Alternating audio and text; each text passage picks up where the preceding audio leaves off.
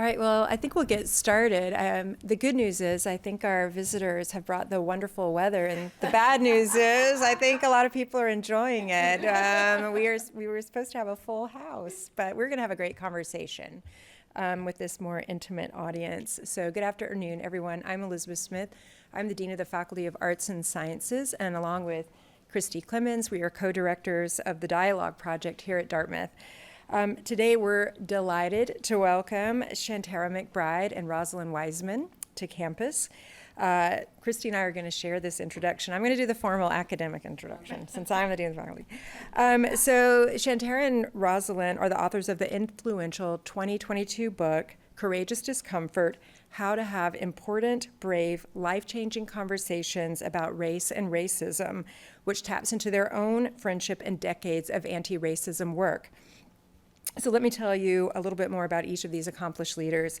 Shantara is a celebrated and international teacher, speaker, author, and preacher. In 2014, she founded Marvelous University, a social enterprise designed to meet the diverse needs of girls and young women. Working with young people from all backgrounds, Marvelous University focuses on life coaching, success planning, mentorship, and leadership development. In 2018 and 2019, Shantara traveled to Morocco and Peru to lead workshops for girls on valuing themselves and others. In 2019, she spoke to 4 South African cities about girls' empowerment with an emphasis on creating safe spaces, combating gender-based violence, and anti-bullying. Shantara is also the author of Love Your Jiggle, love that title, The Girl's Guide to Being Marvelous, an inspirational book for girls aged 11 to 17 years. Rosalind is a noted speaker, writer, advisor, and thought leader on leadership, culture, conflict, and young people. She serves as senior leadership consultant at the U.S. State Department's Office for Overseas Schools, as a consultant at the Texas Science, Behavior, and Mind Institute, and is supporting Professor David Yeager at the University of Texas on a forthcoming book on young people and motivation. Rosalind is the author of 9 books, including multiple New York Times bestsellers. Her groundbreaking book, Queen Bees and Wannabes: Helping Your Daughter Survive Cliques, Gossip, Boyfriends, and the New Realities of Girl World, was the basis of the movie and Broadway musical Mean Girls. I'll now turn it over to Christy. Thank you. Elizabeth and I launched the Dialogue Project this year with a focus on equipping our community with pragmatic and vital dialogue skills.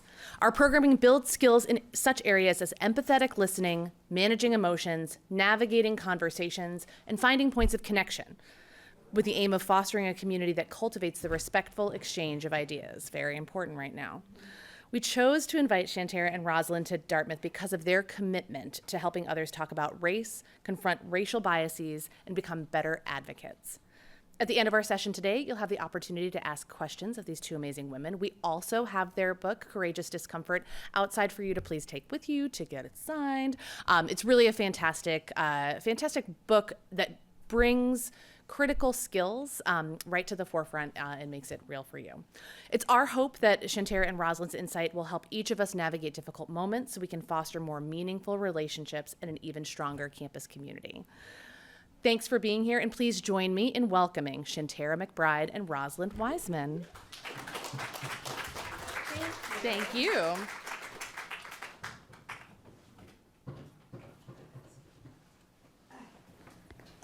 Y'all didn't see that. The struggle. These chairs are so cute, but good night. Okay. I tried to do it as cute as I can. But anyway, hi. Thank you for being here. It is gorgeous outside. Okay, so let me just acknowledge, I know it is gorgeous outside. So thank you for being inside with us. And thank you for the beautiful introductions. I am going to just give a little bullet points, turn it over to Ross, but this is really a dialogue. So I would like to start by saying, I went to Southern Methodist University, SMU, right? I was born and raised in Dallas. Entire family is there. Like, some people have never left Dallas, and it shows, but I love them dearly. But I went to SMU, and I just want to throw this out there. My first experience at even understanding what activism is, what protest is, what conflict is, and how to actually do it well, happened at SMU.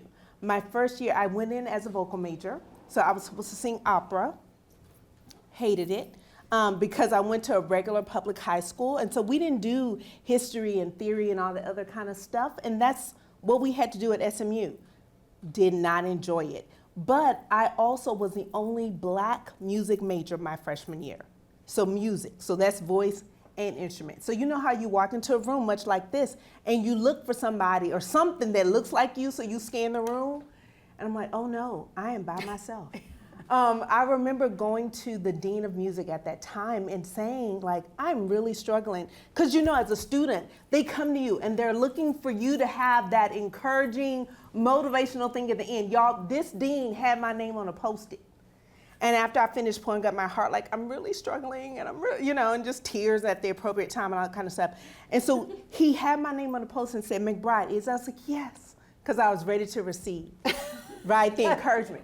And he said, SMU is not for everyone. And he leaned back in his chair. And I was like, oh, this the end. Okay, let me get my stuff. And I went and found the only Black woman I knew on campus. She worked in housing and residence life. And I told her what just happened. And she said, well, do you want to leave? And I was like, absolutely not, because, I made friends. And she said, well, let's go to the Learning Center and find you another way to stay on campus. So that's when I learned to advocate for myself. Because before that, I had parents, right? Like, you didn't really have to know anything. You just looked to your left or your right, and they told you what to think and do. But at this moment, I really had to decide, okay, this is how I'm picking up for myself. The last thing I would say about SMU, and I'm sure I will say more, but the last thing is that graduation day, and the dean was still the dean. And we had, small schools, and so at my Meadows School of the Arts graduation, and I looked at him because he had to hand me, one of my degrees, and I said, you won't remember this, but you told me SMU is not for everyone. You were wrong, and now I'm receiving one of my degrees. And so on our picture, this me, and he looking like, who? He looked so confused, and we did not do it over, and I love it. And it's in my parents' it's in my parents' house, because that says for me, people may not always understand what you're doing and what you're saying, but you still do it. You do it for yourself, advocating for myself, finding the right school for myself, and then learning how to help other students do the same thing. So that is how I start. That's so good. That's so good. He looked so confused. I loved it. Hi, I'm Rosalind, and I get to be next to this person and listen and work and learn from her. The privilege of my work is that I constantly get to learn and apply what I do, how I do, to the work. And it is so common for me to be in situations where I feel the discomfort and the fear and the, do I really need to do this? And I really don't. And which battle should I choose? And which one should I let go? And why? And how do I show up and be present in a way that I can be proud of? And I'm going to get, whatever the conflict is, whatever the issue is, we're going to get through it. Right? Like, by the way, Dartmouth is getting through. This is an institution that's been around for a little while, right? Like, y'all going to get through it. The way we go through things, it's the how. Mm-hmm. It's the how. And I've spent my career trying to figure out the how. And also to give young people a voice into the institutions that sometimes have a hard time hearing them. And how do we get to a place where it's not like, oh, we're all getting along. It's that conflict is absolutely inevitable, and that being in a group of people, that there will be conflict. And so how do you navigate that in a way where dignity is absolutely the foundation that upon which people are being treated, yourself and others? And how do you do that? And so I have spent my career trying to do that, and I've had the privilege off and on of being able to do that alongside Shantara. And, Mean Girls, I know in my introduction, Mean Girls is this weird aberration that I have, because it's not really an aberration. When I was coming onto the airplane yesterday to come here, I sat in my seat, and of course there was like the intro to the new movie. I'm like, great, right? And so it's on repeat, like it's on a loop on my chair.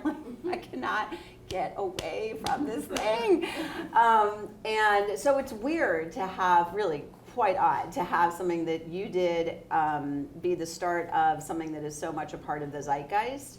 But it did so much sort of over here. And the work that I am proud of, the work that I've done that I am proud of, is the work that I'm the least known for, which is incredibly difficult crisis leadership work around these issues, around the issues that you're going through this week, issues that we work in all the time in all different kinds of iterations. And so our hope is, and we are, like as in our introduction say, we are very good friends. We are colleagues, we are very, very close friends. We are here because our friendship developed out of a lot of hard work with each other doing the work. And we are experts in the field of principle-based social emotional learning connected to diversity, equity, inclusion, and belonging work. So our friendship is an enormous bonus and a product of the incredible work and difficulties and challenges that we've gone through separately and together. Yeah. I think one of the, and I'll just say this about the book, the reason that we wrote Courageous Discomfort is really because we're friends. And because the summer of 2020 it was a lot.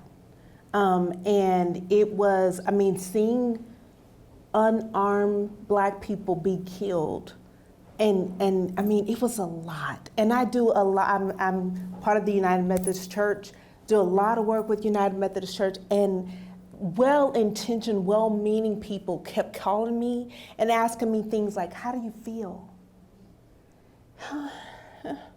I mean, right now? Or like, what are we talking about? And so I would call Ross, and I would say, you would not believe what somebody who looked like you just said to me.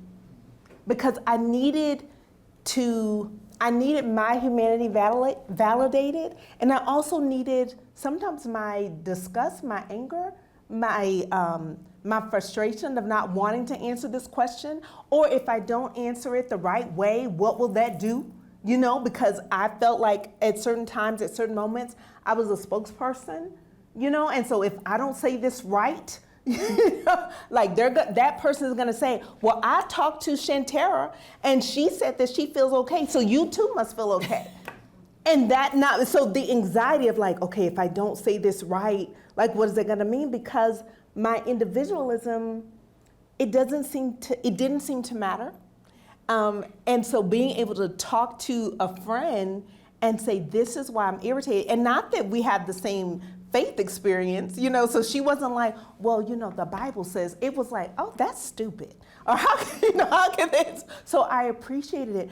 But a lot of the principal stuff that we wrote about in the book, I'm being totally transparent. I had to get there because I wasn't there, and I felt responsible. Like I had to be, as a responsible person of color living in America, and especially going to different schools, like I had to be responsible for the entire plight of Black people in the whole world. And that was a lot. It's a lot. It's a lot. And the other thing that we have is faith is very, very important to Shantara. And I was raised Jewish. I don't practice the religion really now, but I was raised that way. Shantara was raised in a Christian church in Texas. And so for the last, how many years have we been talking about my faith? 25 years we've been talking about my religion and the culture in which I was raised.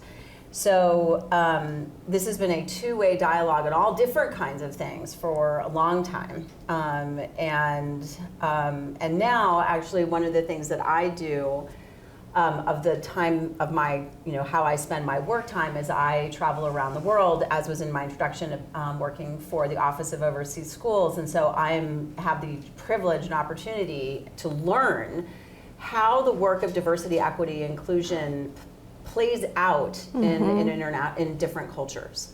And in the Muslim community, in Muslim-based countries, in China, in mainland China, where I just was a week ago.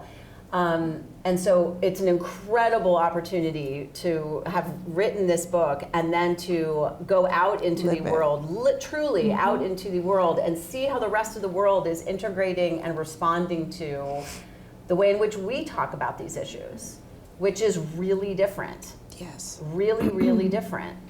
And so with that, one of the things, we can go to the principles? Yeah, so as you'll get the book, because I know you are going to get it. Well, they're getting it. Yes, Like they can just so get it. make But sure they you don't pick have to up one. buy it. I know, that's what I'm saying. So but you'll see that each chapter is based off of principle. And so one of the things that I think for us in this conversation, for us to really start talking about the difference between dignity and respect. Okay, yes, ma'am. So in the sessions that we've done 2 earlier sessions today, and this came up as importantly, and that as it is here, is that the bedrock of this book and the work that I've been, to speak for myself, my work, that because we sort of come together and then we do things separately, right? So, is I was really frustrated as an educator in social emotional learning, and specifically with bullying work, is that, for the young people in the room, it's probable that when you did your anti-bullying assembly in 2nd grade or 3rd grade, that it was a waste of time. Does that seem In the gym. fair? In the gym, Yeah. with a person like me just saying some sad story. Okay? What we know is that research actually shows that those assemblies and those programs don't work. And when I was doing the work, I could see why, because it was superficial and it was patronizing to young people. And it didn't ask young people to be a part of creating the programs. So because we consistently, across the board, when it comes to young people, with public health campaigns, with communication stuff, with communication strategies, we consistently create programs and messaging that we think should motivate young people, but does not motivate young people. And that is with any anti-drug program, any anti-bullying program, any kind of behavioral thing, abstinence, anything like that. We actually have lots of research that we consistently create programs that we think should motivate young people, but actually do not. And one of the reasons why that seemed very obvious to me at the time was because we don't ask young people to be a part of the solution. We don't ask them to be part of, we don't understand the context. We have wisdom to share, but we often do not ask to understand the context in which they're living, so that we're gonna understand how our advice and how our thoughts and our wisdom are gonna land. So that was really frustrating to me as somebody who was teaching social emotional learning before it got weaponized politically. And it was very vulnerable to being accused of being a waste of time. And here, sign a pledge about how how not to be a racist, right? Or be kind, sign a pledge. And then kids go right back. We all go, sort of, what does it mean? What does it mean to actually do that? So I started really doing very deep work into the concept of dignity, and also how the word respect was co-opted and manipulated in educational systems. We'll just use educational systems. It's used in many different institutions, legal, in all different kinds of institutions where young people are affected. We use the word respect to actually mean compliance and obedience, not you treat people well. And we manipulate the cultural value of you have to respect your elders, you have to respect people in positions of authority, to quiet, manipulate, and suppress young people's voices and opinions. Because if they say that they don't like if they start to complain about something, then it's seen as being disrespectful and therefore defiant. And if it's defiant, then you can punish it. And that is consistently what educational systems do. There is not a school in this country, a K-12 school in this country, that does not have the word respect on the wall. You're thinking about your schools right now. Some of you, okay, go ahead. But it's a lie. Because what we do is because respect is really about power and displays of power. But we use it when convenient to say, be nice to the people who are being mean to you. You have to show respect to people who are being mean to you. Or you have to show respect to somebody who is abusing their power and using the position of respect that they have to get away with not treating you with dignity. And so in this book, what we wanted was to be very clear that we want to use the word respect, absolutely, we just want to use the word correctly, which is to admire someone's actions and therefore the position that they have because of those actions. So respect is earned. And dignity, the essential worth of people, is a given. So we can, 100%, I can say without a problem, if I'm working with an 8th grader, for example, and that 8th grader is dealing with all sorts of racist, nasty things coming at them on their social media feed from people they know at school and pretending that they're not doing anything when they see them in real life, I can say, no problem to this kid, you do not have to respect the actions of somebody who is being homophobic, racist, taking away the dignity of someone. But you must treat them with dignity. Let's talk about and think about for you what that looks like. And it gives them a freedom to be able to recognize their own dignity and then also to be able to acknowledge it in someone else without taking away the harm that the person that they're supposed to respect has done to them. It is a totally different way of being in relationship with people that you are in conflict with. And to show dignity to someone and show respect to someone actually looks very similar, but in your body, it feels totally different. Yeah. I'll be, again, honest, and when I think about dignity, treating someone with dignity who has harmed me is a bridge, very far. right, like, and so, but having that mindset has changed my life. It has changed my life because when I think about what it looks like to treat someone with respect. And I grew up in that time where, especially in families, and I don't know if y'all have families, that whole, you gotta respect this person, even though they just said something crazy. Like, no. And if you look at, and not, I could say young people, but I would just say people, there are people who don't show up anymore at dinners, at gatherings, because they have been harmed and not treated with dignity. So they have decided, I'm gonna treat myself with dignity and I'm not gonna come. But we hardly address the person or things or persons that have been harmful, disrespectful, that are a certain age, so we act like we can't say something to them even though their behavior is harmful. So I have really been wrestling with this. I've been wrestling with wanting to extend grace. I have been struggling. And it's just, I think that's helpful to say, because I think there is a misconception that just by doing the work, oh, you must be great, you must be well. No, it is a daily decision to do this work. Is a daily decision to show up, and it's a daily decision to extend grace, especially when I think that people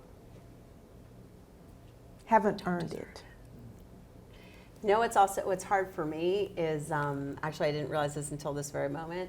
What's really hard for me is living by this principle with people that on the face of it, I do agree with politically. And then they do things or conduct themselves in the name of the things that I might agree with that person, but then they do things that are actually taking away the dignity of other people. We were just talking about that this morning, so there, it's just really hard for me, to extend grace to that person, right? Or to that kind of dynamic. And so I think for us, this is the life worth living, because it means that you're present. It means that you are consistently self-reflective, and that it is hard, but what is there else to do? What else is there to do? So there's from that dignity principle, and there's a couple that we wanted to make sure that we highlighted. In the book, I think there are 10, maybe? I can't quite remember. It was 10. But we thought that there's just a couple that we wanted to make sure that we referenced. I mean, one, so underneath dignity is listening is being prepared to be changed by what you hear. So it's not listening, it's different than listening for understanding. It is when you're going into a situation, you just think to yourself, there's a possibility that I might be changed by what I hear. And if I am changed by what I hear, that does not mean that I have less intellect, that I have lost something. I'm very concerned about in the schools, you know, in the secondary schools in which we work, there's such an ethos of debate culture dominating, for various reasons, the school culture, and that if you can destroy someone with an argument, then that's the value add. And the moment that we think that you leave, that the moment that you leave a conversation or these kinds of conversations thinking you've won, that is the moment that you have lost. Because you certainly have not convinced that other person of the rightness of your argument. They're either resentful of you or they're resentful of you. And also, if you truly believe in the values of what you are talking about, when you feel that you have dominated and won, you have allowed your ego and the narcissism of the dynamic to actually be more important than the things that you are saying you believe in. And I think we actually have to have the freedom to be able to call each other, I'm not going to say call in, I'm going to say call out each other in, hey, like, that was actually not consistent with what we're talking about here. That is why dignity is so important. Yeah. And then the other one is, and you can do and then the other principle we wanted to focus on was validating, not relating, or mostly doing a lot of validating and a little bit of relating, or a lot of validating and much less relating. So if you can share what. Yeah. So when we were writing and even talking about this, a very clear example is when I first started working with Ross, and we met in DC, and we were I was at 29. She was 25. I was younger, and so I went to this fundraising event with the executive director, and this is the first time I was the founder. Yes, We had an executive director. and so I didn't know that philanthropy was done by white people. And then the frontline youth service work was done by black people. I didn't know. And so I'm walking into this room and I'm like, wait, oh, okay. So they have the money, but we do, okay, got it. And so just being honest. So, got in the car with my ED, who was a white guy, and I said, and I didn't know, right? But this is where my youth really, because I said to him, oh my God, I was kind of uncomfortable because, no one looked like me. And small talk. I didn't know that you really not supposed to say this kind of stuff to your boss, but whatever, I didn't know. So my boss says to me, I know exactly how you feel. You can't. Impossible. He says, well, and he driving, I'm sitting over there in my seat like, huh? What? Did he just say? And so he said, well, as a gay male, and being in that space, and I'm still like, yeah, but so? Don't know, like, can nobody know that you're gay until you say so? And still, as a white gay man in America, like, I was just living. So we get back to the office, I immediately go to Ross, and I didn't know, right? But I felt like I knew her well enough to say, listen, boss, you're gonna have to talk to him because what he just said to me was totally inappropriate and not wrong. He can't know how I feel. And Ross is like, what? He just said that? Oh my God. So not only did she go talk to him. I said it like that. But it's all right. What'd you say? I don't remember. I did agree with you. She did. And she went and talked to him, and then we had a whole staff meeting. And it wasn't weird. It wasn't weird because this was a person saying, listen, you may look like someone, but that doesn't mean that you have the same experience. Or you may not look like that person, and you may have another thing that makes you marginalized, but that doesn't mean that you know how this person feels. So it was really helpful for me. And again, I didn't know. And I keep saying that because I think a lot of the times we expect young people to just come and tell us what we should know, or come and tell us well, they didn't come and they didn't tell me. Well, sometimes our culture is not set up for people to feel like they can come and they can talk. I didn't know for the lack of better words, I didn't know any better. I just felt like this was my boss. I needed to tell her what was going on because this dude, in his quest to relate to me, Did not. did not. It did not. And I want to actually, well, two things. One is, I don't know, I feel compelled to say this. I don't, I guess it's my own insecurity, but I've done many other mistakes where I have not done the right thing. So I just want to be clear about that because it's like, I just need to say that. But you did good in that moment. I did good in that moment. Yes. And I'm proud of that. But the other part is I think that sometimes people, in the dynamics of not telling somebody in a position of authority what you think, there's a whole cascading of possible options that happen. So to me, I think one of the other options that happens, because it's so difficult to speak to people in positions of authority about what you feel, and I think that we are dealing with this sort of culturally, is that, if we think about individually, that how many of us have had the experience of being angry, but we sit on it, and we sit on it, and we sit on it, and we sit on it, and for various reasons we're quiet, and then all of a sudden we've had enough, and then we start really talking. But we've been sitting on it for so long that when we eventually start talking about it, it's a lot, it's a wave, it's a tsunami of feelings. And other people around us who might have had similar experiences, when one person starts to do that, there's another similar kind of cascading tsunami of feelings. And I think that's also sort of another option that happens. We don't talk, and then all of a sudden we talk, and it's a lot. And when it's a lot, it's really hard on the other side to hear. And so it's not an excuse on any side or a justification for bad behavior on either side. Or any side. I'm always trying to figure out what is the reason that this person woke up this morning and decided that X behavior was the right way to handle this thing. And because there is always in that person's mind, like, there is a reason why I'm doing this. And it's really important once we figure that out. I think we miss opportunities over and over again to figure out what is the reason. Because we often ask that as a non-curious question. Why did that person do that? That was, just like, but that's not a question. That's an accusation, it's a dismissal, it's not a question. And so when we find ourselves with that tone of voice of why is this happening, it's a moment to say, whoa, I'm actually now in a place where I can't hear. And I need to be in a place where I can ask, wait, why? Why did that person do that? And to the other sort of thing about the validating, not relating, which turns out to be in some ways a somewhat universal, it's really interesting, universal experience. As I've been going around to other countries, sharing and thinking about these ideas, the validating, not relating. A lot of women, especially women who sort of look like me, have been raised to feel that relating is the appropriate way to connect with someone. So what happened with Shantara, right? And then I'm like, oh my gosh, me too. And then you start telling the story, like what she's depicting, right? And what happens then is that, of course, it disengages people, and that's generationally too. When we say to young people, I know what it's like to be your age. I was your age once. I know what it's like. Well, you don't, because nobody ever knows anybody's experience, but certainly I grew up with privacy. Y'all have not.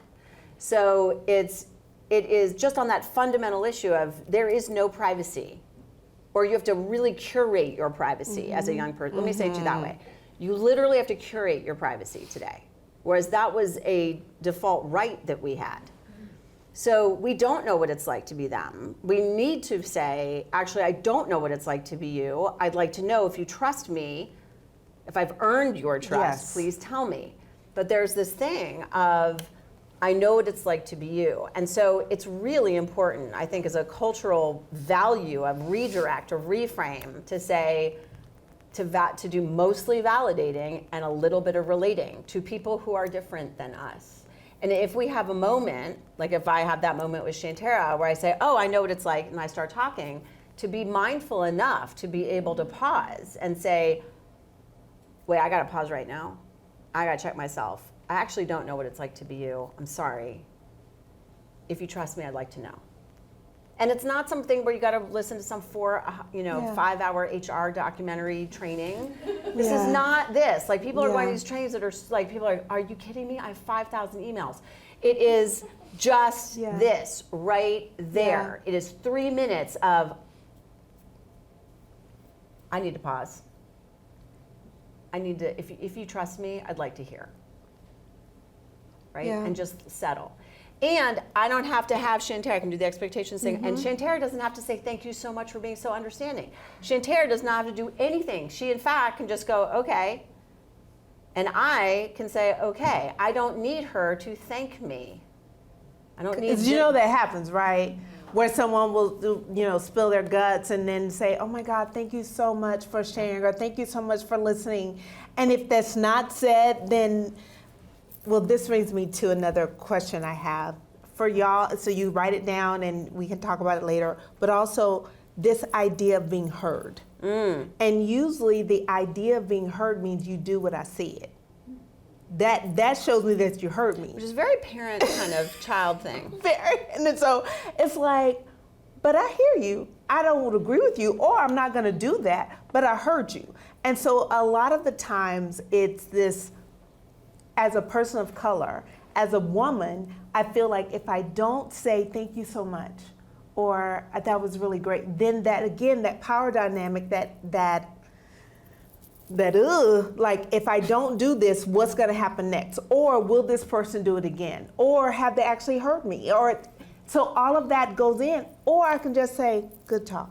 And we're done. And you And we're wait. done. And you wait and see what I Yeah. do next. Yeah, but good talk. Like it's like, okay, that was it. But this idea of what does it mean to, or what does it look like? Because I think each person has in their minds of what it looks like to be heard. And so if you are coming to my office and in order for me to say I heard you, it means that I have to do what you said, then you probably won't feel heard. And would you trust somebody? Here's the thing also for young people in the room. If somebody says, if you come to them with a problem or a complaint or something, and the person in the position of power agrees with you, like says, okay, right in that moment, agrees with you. What I know from my life experience is that person in a position of power is doing it for two reasons. They want you out of their office, and number two is they will do it with the next person who comes into their office. Right? You come and get exactly what you want in that moment right there. That means that they are pleasing they want to please the person that's right in front of them, but they're not taking you seriously. And the next person who, or they take you seriously in that they want the problem to go away. But it doesn't matter if it's you or another person, because the next person who comes in, they're probably going to do the same thing. So even if you get what you want, you're actually, like on the appearance of it, you might not be. And that is tough, because the real work of doing the kind of work that this campus is right now, like very highly visually focused on, but is doing the work all the time anyway. The work it really happens with a tremendous amount of competence, faith, good intention, hoping for good intention, and also looking to see if actions are in alignment with what people say on both sides. Yeah. And that takes a lot. It takes a lot. And so that's what we mean by present, do the work. You know, the phrase of do the work is such a catchphrase, but to us, that's what I think it really means. Yeah, I will say this. One of the things that's been really hard is also hearing that I need to be patient. Just be patient. For what? Or to win? Like, and so this, and I'm going to ask you to speak more about it, because I think Ross already called me out. So as a Christian, I'm supposed to be patient and wait on the Lord and all that good stuff. But listen, I get my patience.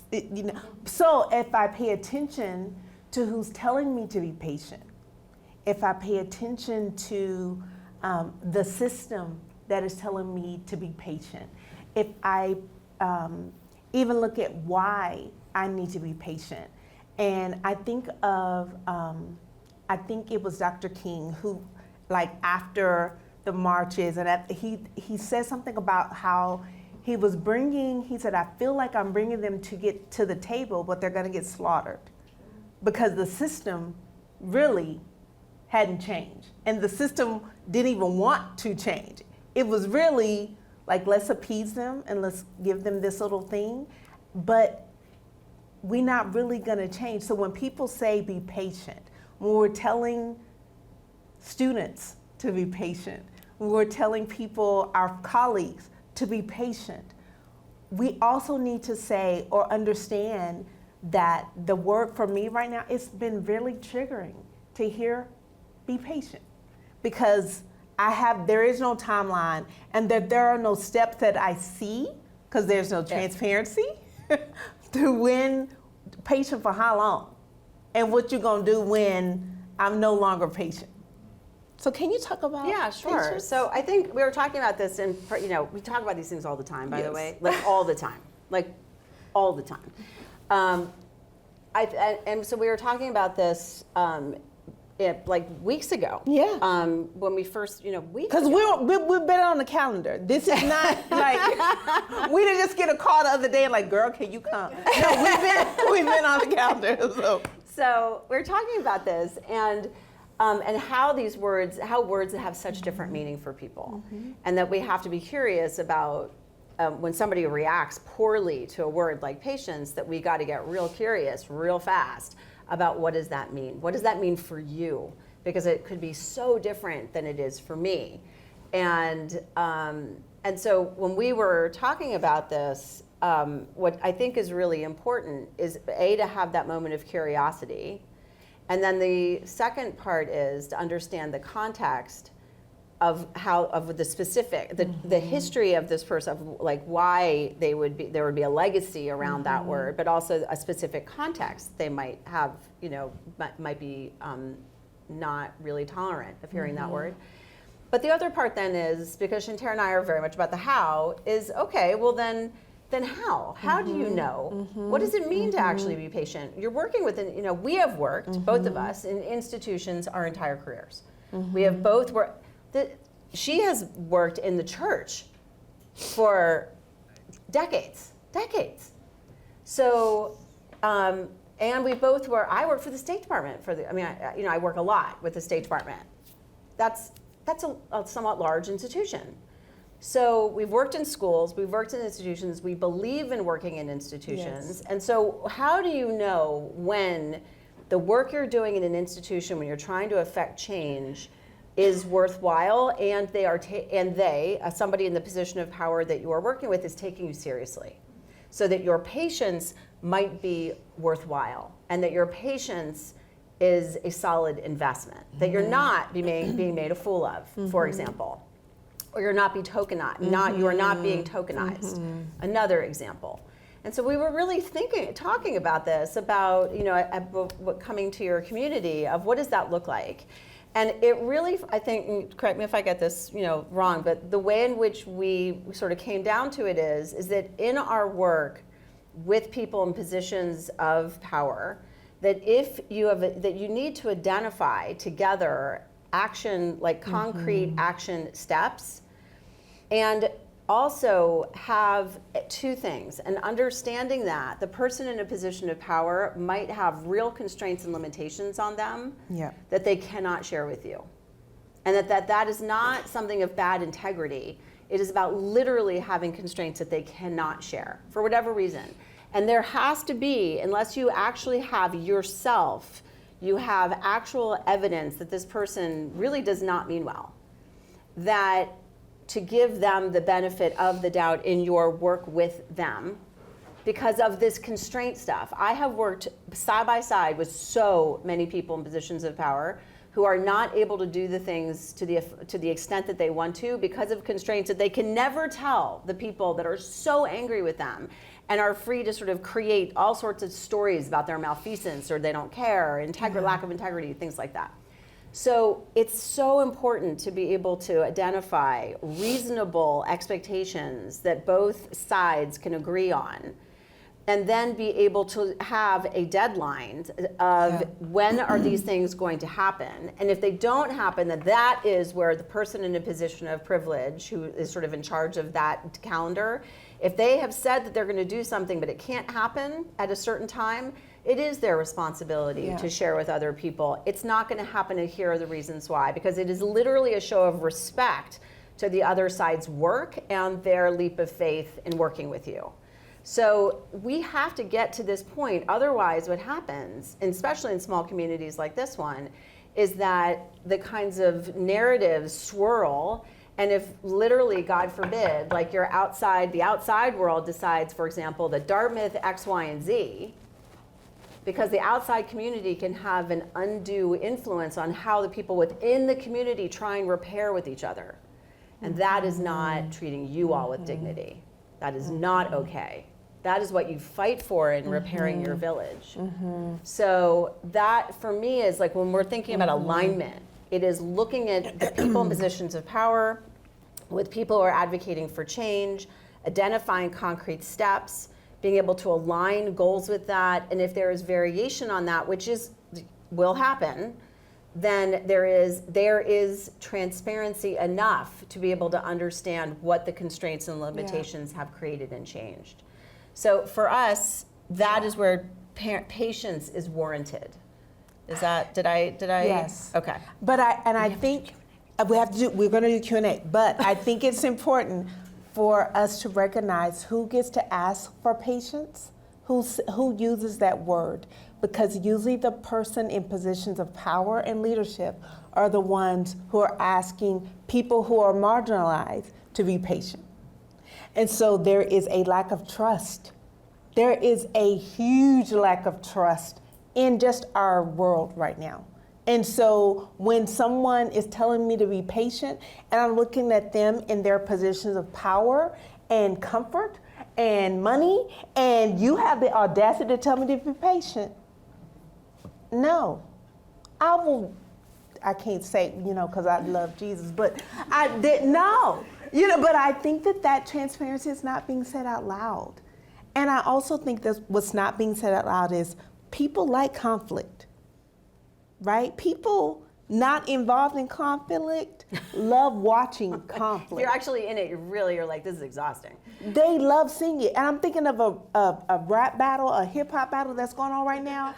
And people want Kendrick Lamar and Drake to keep beefing because it's great for social media. Like, it's wonderful. We don't want them to talk and, to come together, because then what are we going to talk about?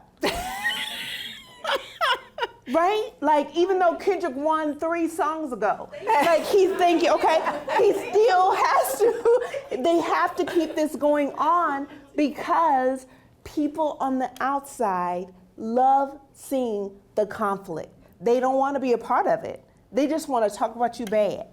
But they need you because you are entertaining them.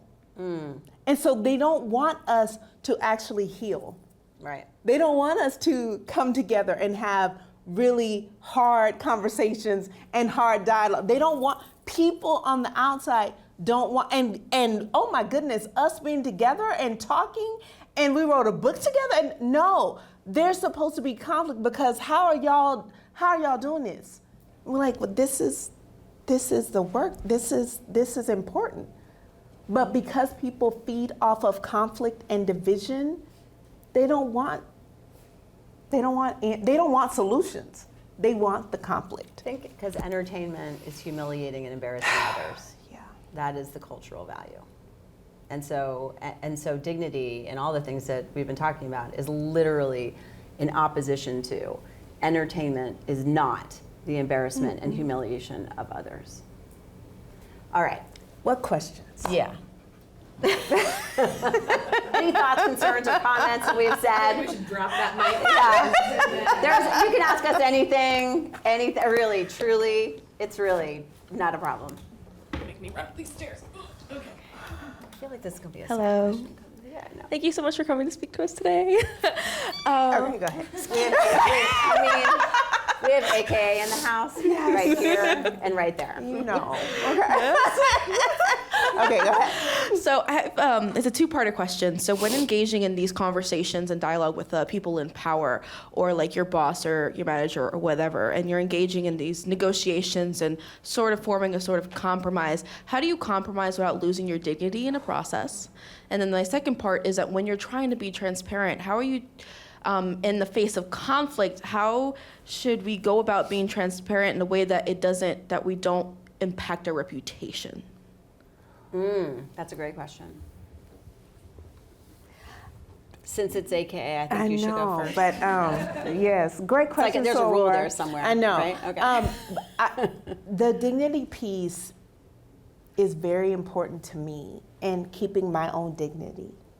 And so I've really learned and practiced, what does it mean to be able to look at myself in the mirror? What does it mean to be able to sit with myself? Forget at night, in the daytime. Like, with the lights on, like, can I look at myself and say, I feel okay how I treated that person? I don't want to lose my own dignity by making someone else feel like dust. I don't win. I love that, because I know what it means to make someone feel like trash. And I don't want to do that. But I also struggle with, what does it look like to win?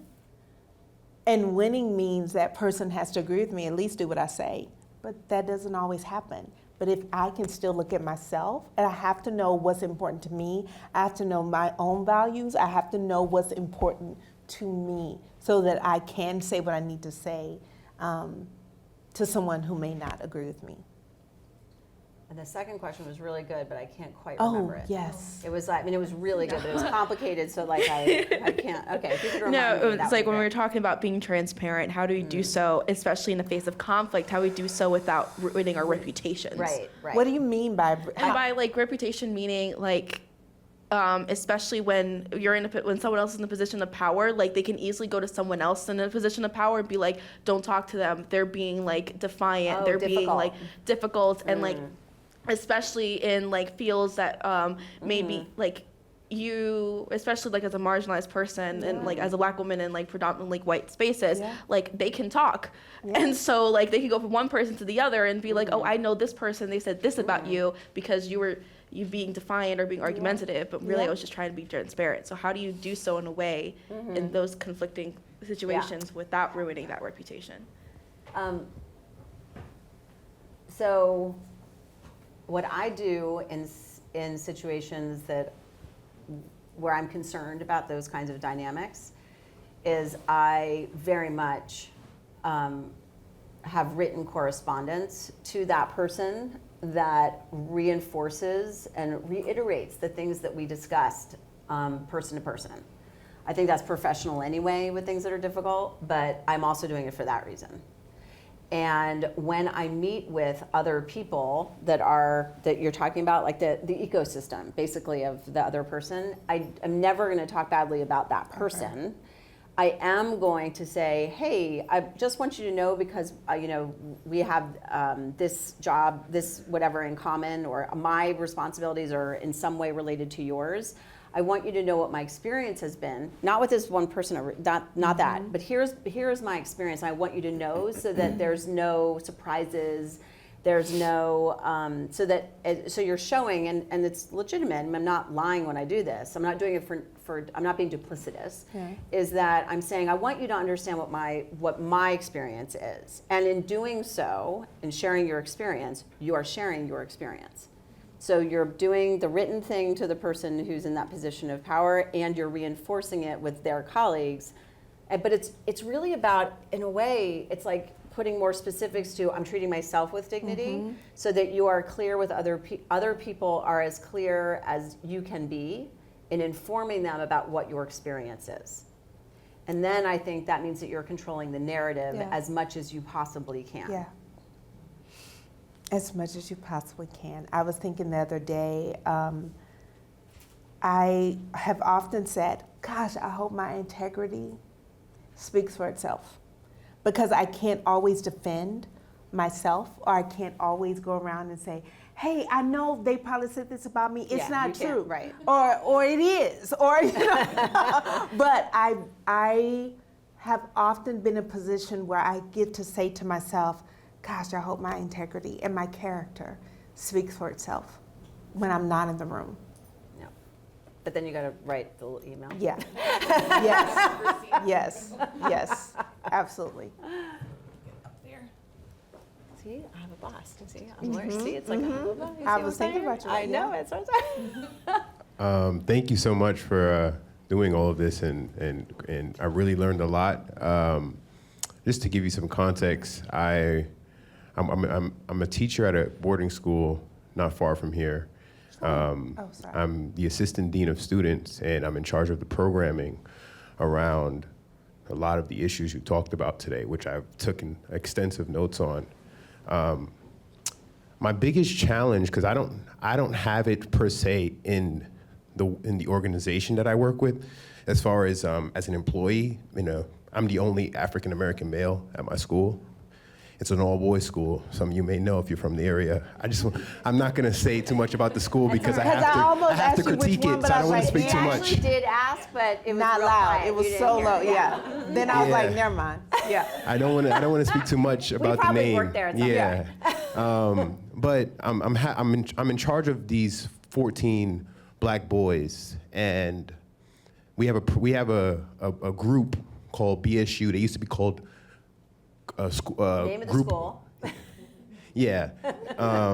Yes. You know. And we're struggling because they're experiencing so much racism at that school. And I wouldn't call it racism, but prejudice, racial storytelling that other non-black or non-people of color are using against them and making them feel inferior, and all of these different challenges.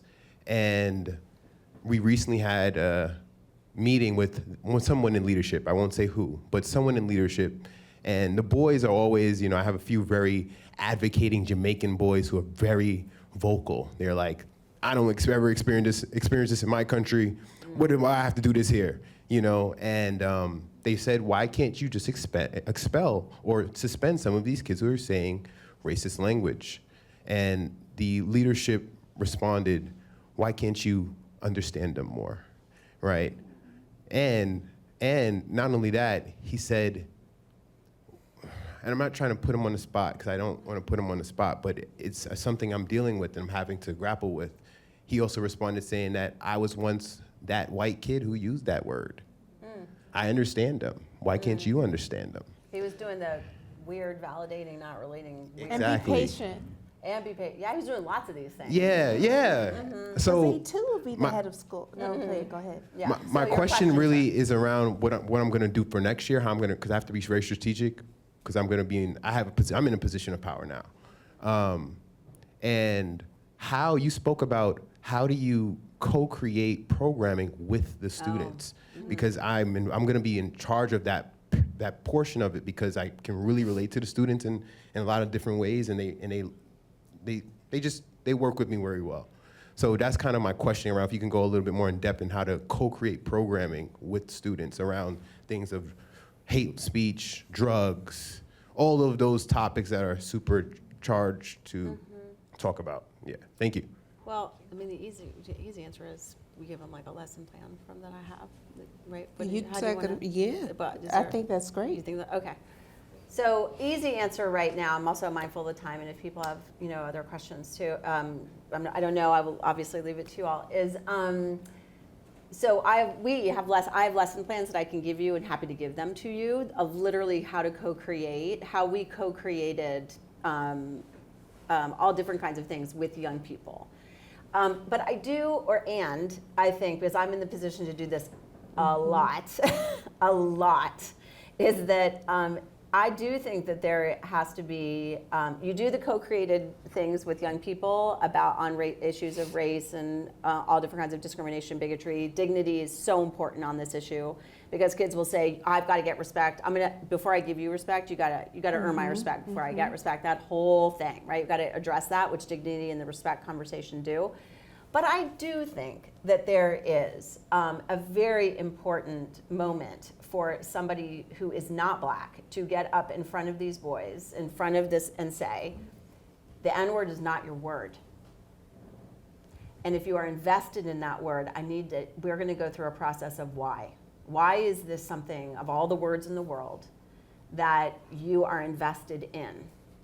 And there needs to be somebody in a position of power and privilege who affirms the dignity of all people in the room and affirms that there are some ways in which that person will uphold the space of the school. Because the co-created thing is really important, and it's essential and important. You can't have, they are together important. But there has to be a person in a position of power who says, this is not happening in this school. And this is about every person's dignity. And also what I will say, what I'm in the position of saying often is, and it's like I can feel myself getting on a soapbox, so I have to put myself down, is there needs to be somebody in a position of power who says, it is too much pressure on the few kids of color in this school to say, that was racist, that was racist, that was racist, that was racist. That is exhausting. It's exhausting. It is too much pressure to put on them that every time somebody in this community says something, that they are the ones that are going to have to say something. Because everybody has had the experience of thinking, oh man, like someone's saying something that I hate, but am I really going to say something? And then you maximize that by 1,000,000.